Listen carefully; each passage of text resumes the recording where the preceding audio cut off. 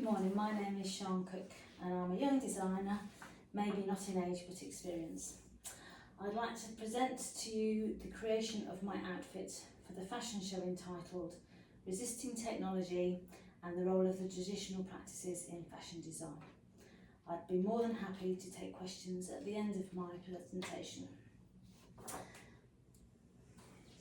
So technology seems to envelop all aspects of our lives today, and as technology marches on, we do run the risk of losing traditional practices in the fashion industry. That hands-on approach used by so many over the previous centuries, technology in fashion design has given us a way to create immediate fashion that is fast but also throwaway. Landfill sites are full of textiles that are discarded, not because they are worn out, but because they're just out of fashion. The fabric itself may have years of life left in it. Ethical designers today are looking to use fabric that has already had one life and rework it into a second. Upcycling and recycling material to produce less waste is certainly the way to go in the future. So, the inspiration for this project was drawn from historical upcycling of the 1940s. After closely examining the sourced garment and the possibilities of reshaping its structure, I produced sketches of possible designs. On making my final choice of design, I could start the process of deconstructing and reconstructing the garment. I needed to take time to make a paper pattern in order to create the newly formed skirt, and then I could finally begin on the process of reconstruction.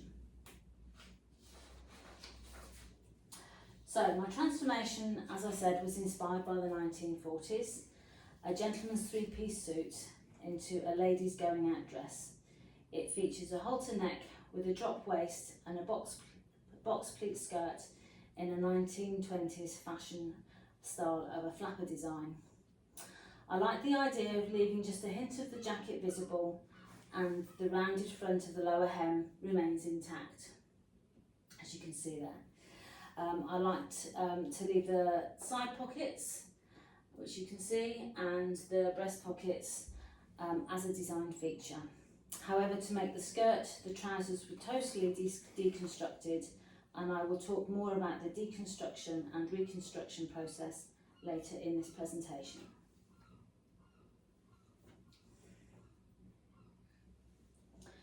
So, keeping the theme of the fashion show in mind, it's all about resisting technology, so I've looked to the past for my inspiration. In the 1940s, when fabric and material was in short supply, dressmakers did exactly what designers today are challenging to do: upcycle, recycle and repurpose. As you can see from the wartime posters with the catchphrases such as "renovation helps the nation" and "new clothes from old." Sourcing information from the government issued patterns of the 1940s of how to change jackets and trousers into ladies' wear is where my project started.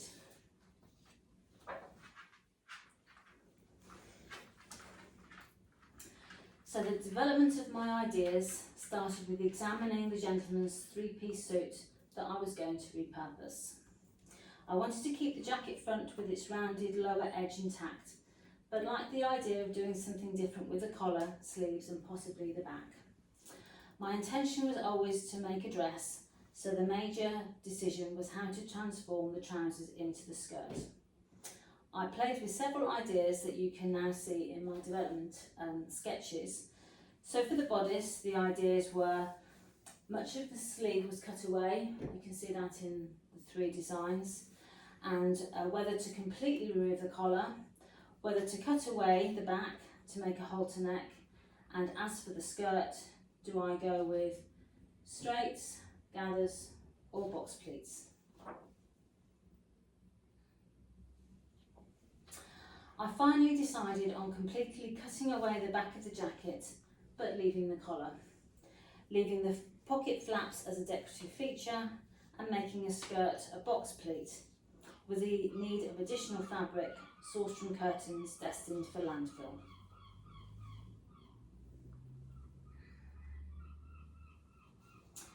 In order to create the halter neck bodice, the sleeves were unpicked at the seams.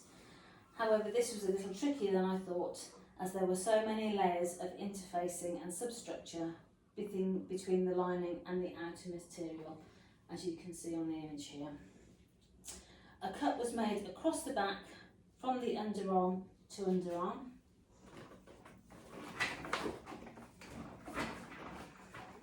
As you can see there.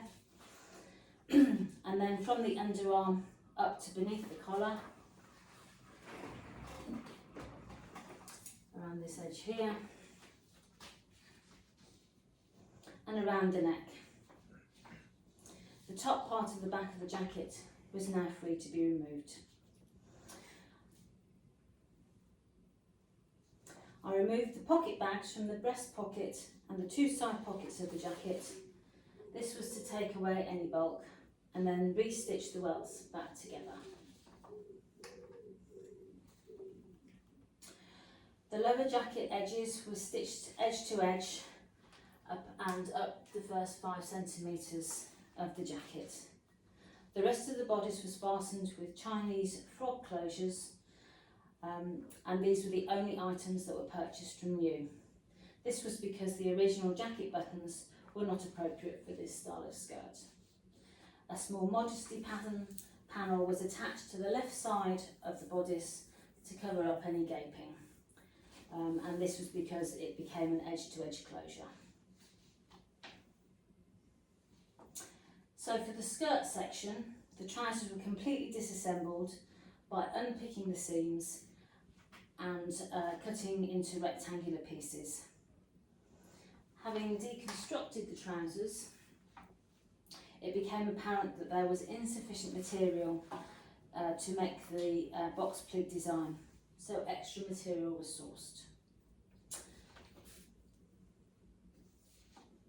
I needed to make a paper pattern for the pleated skirt, and I started out by opening the jacket and tracing a line made by the hem onto a piece of paper.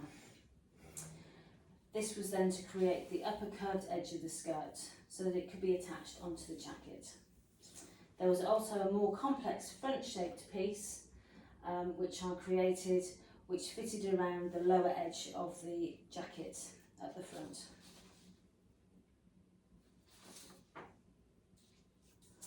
In order to make the front part of the box pleat, I positioned the rectangle pieces cut from the trousers on top of the paper pattern, and using the extra sourced fabric, old curtains, I cut out further rectangles to form the back of the box pleat. I lay these in the right positions on the paper pattern to ensure that the trouser material and the curtain material were sewn into the right places. The jacket fabric and its lining were unpicked, and the skirt upper seam was then inserted between the two, and a little bit of hand sewing done to make a neat join. All the techniques and skills used in this project would have been used by the women in the 1940s. Unpicking, recutting, hand and machine sewing, so keeping with traditional practices. So this is the original jacket, waistcoat and trousers, along with the extra fabric for the curtains. I didn't actually use the waistcoat in the end, and that can be repurposed for another project. And these are the final pictures of the outfit, so the front view and the side views and the back view. And this shows the cutaway portion of the jacket, leaving the halter neck. The image on the left hand side is where you can see the original pockets and how the edge to edge seam has created the front of the bodice. The box pleats with the trouser fabric at the front and the curtain material forming the back pleat, and then the halter neck with the collar. Thank you very much for listening to me today. So, any questions? Yes. So do you think you fulfils the brief for the fashion show entry?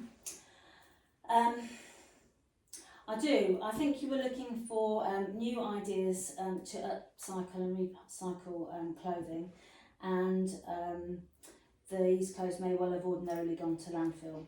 So I believe that I saved this suit using the traditional techniques and skills, and therefore fulfilled the brief of looking at sustainability and repurposing items. Okay. So, generally, do you upcycle and recycle clothes, or is this something new for you to enter an outfit into a fashion show? I have repurposed clothes before, but usually just tops and dresses. The repurposing of the trousers was new to me today. Okay. You mentioned in your presentation about the traditional methods used to make your repurposed garments. Were any of these new skills for you? I've used all these techniques and skills before, the picking, recutting and hand and machine sewing, and I've used them over my 50 years of experience in sewing, so yes, I've used them all before. Okay. I can see that all your design ideas were created using pencil and paper sketches and not CAD technology. Did you find it difficult? No, not at all. I much prefer pencil, paper and lots of rubbing out. So I think it's a lot more personal than using a computer. Yeah, okay, thank you. I have a couple of questions. Okay. So with hindsight, was the final design the best way to repurpose the suit, bearing in mind you had to get the extra materials for it? Because of the slimness of the legs, whatever skirt pattern I would have used, whether it be the straight or the gathered or the box pleats, I would have needed extra fabric. I liked the suit when I saw it, and I thought it needed to be given a second life, so I just decided that the extra material would be an extra piece of